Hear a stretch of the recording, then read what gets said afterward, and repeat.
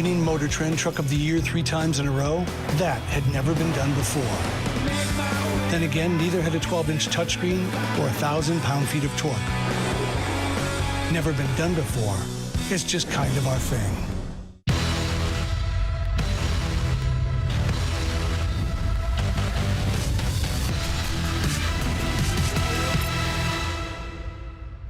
Flames TV live at the Intermission, brought to you by Ram Truck, winner of Motor Trend Truck of the Year for the 3rd year in a row. Brendan Parker, Matt Stajan alongside as we break down a first period that is heavily in favor of the Calgary Flames in terms of the score, 4-1 after one. And boy, what a start for the Calgary Flames. I mean, they talked about having a sense of urgency, and you get 2 goals in a 37-second span right off the bat. What did you make of the first 20 minutes? Yeah, they came out the way they needed to. I think, Ottawa's played a lot of hockey, as does every team, but they traveled yesterday. They had the game against Montreal between the last game with the Flames, and the Flames jumped on them. They came out early, getting an early one here.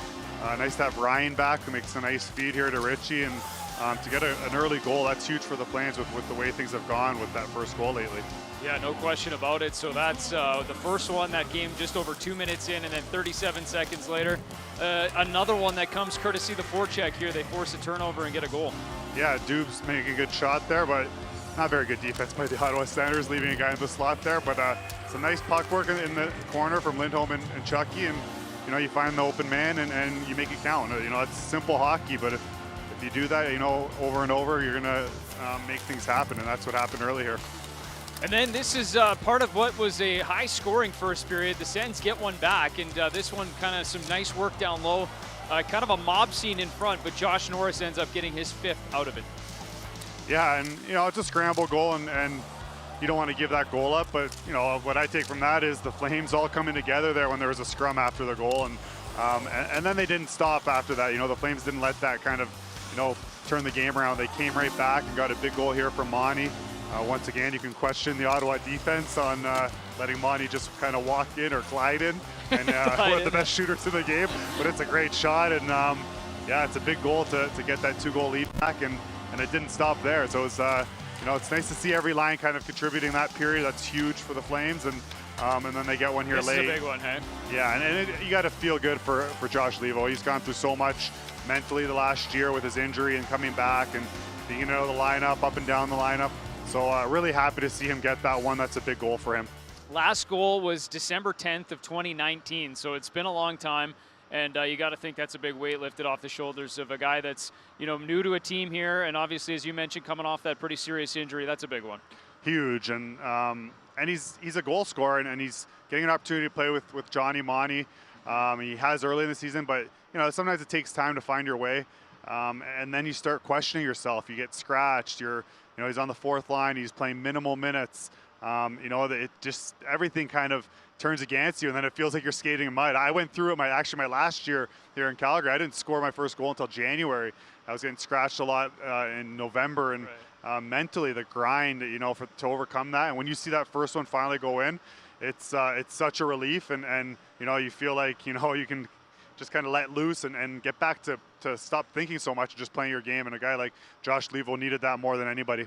Well, and it's funny because when you look at the lines, the way that it is on paper, and we'll talk about that in just a sec, but just the way you see, coming into this season, Josh Levo, a guy that shoots it well, right shot, just seems like it'd be a good natural fit with Johnny and Monty. And obviously for different reasons, it hasn't worked out for an extended period of time. But if that's a line like we saw in the first period there where they can, kind of generate some of that momentum, it seems like it would be a nice fit for that trio.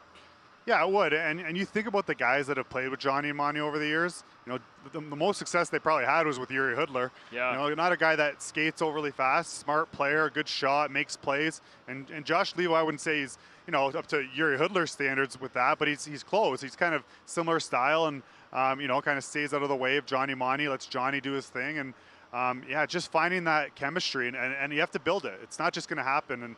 And hopefully that's a nice building block, and those three can get something going here, for an extended period of time. What do you make of just the lines in general? Jeff Ward kind of talked about feeling like he has 2 groups. You have the one that we saw the last 2 games against Ottawa, and then the one we see tonight, kind of the way they started this season. But with Derek Ryan coming back, I mean, what do you make of the way they kind of draw the lines up in this formation, if you will? Yeah, I think you can go either way, but definitely getting Derek Ryan back makes a big difference. You can kind of slot him anywhere, but the way they are tonight with Lindholm, with Tkachuk and Monty and Johnny, on their own again, with Levo, you spread things out. But what we were seeing when the Flames were chasing games and things weren't going well is that fourth line didn't play at all. Yeah. They were playing 4 or 5 minutes, but with Derek Ryan, that fourth line can play more, and it gives a guy like Lindholm more of a break. He was playing up 25 minutes a night some nights, and that's just way too much for any forward. You don't even see the top end guys do that on a nightly basis. So you want to kind of keep them around 20 minutes, 19 minutes, those top guys, so that they can give it their all every shift, especially the way Lindholm plays, and Derek Ryan being back in the lineup to help with the penalty kill, take some faceoffs, alleviate some of that pressure, and it's a huge asset to have for the Flames. You mentioned Derek Ryan and just what he can do. I mean, he kind of talked about providing energy, and he said, when a team's kind of feeling a little bit heavy coming off that road trip, what in your, have you been in that experience when you're sitting at home kind of with an injury waiting, and you know that the group isn't going to be pleased about what they come back to or coming back into the home rink, but just trying to give them a bit of a lift, a little bit of some new blood, if you will? Yeah, you want to come in with energy, and for me, I remember taking some time and when we had our son Elliot, the team was on the road, and we were here having our child, and yeah. I joined the team, and you want to come in and you just lift the spirits of everybody. Right.